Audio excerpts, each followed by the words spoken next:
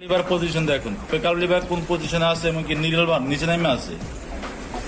দেখুন নিডল বার নিচে নেমে আছে। নিডল বার থাকার কথা হচ্ছে এই যে এখানে থাকবে, ঠিক না? কিন্তু আমি যখন স্টপ করছি, স্টপ করার পরে নিডল বার নিচে নেমে আছে।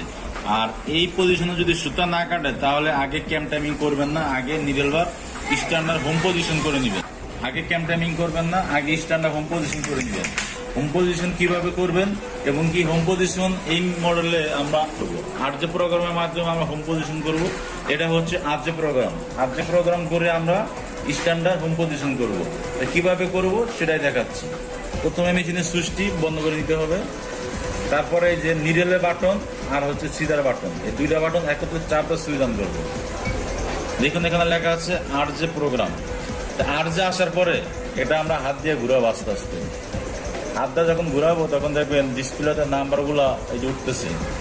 আমি হাতটা ঘুরাচ্ছি আর ডিসপ্লেতে নাম্বারগুলো কাউন্ট হচ্ছে। তা আমি যখন হাত দিয়ে ঘুরাবো তখন আমি মার বরাবর রাখবো, ঠিক এই যে সাদা যে মারটা দেখতে পাচ্ছেন, সাদা মার ঠিক মার বরাবর আমি রাখলাম।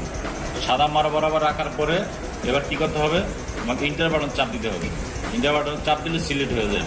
তারপর আমি বেরিয়ে আসবো। এখন দেখুন আমাদের মেশিনটি ঠিক হয়ে গেছে।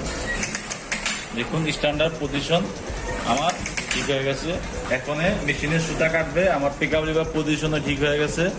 এবং কি আমার নিডল বারের পজিশন দেখেন, নিডল বার কিন্তু এই যে এরকম পজিশনে ছিল, নিচে ছিল, এখন কিন্তু আমার উপরে চলে আসছে।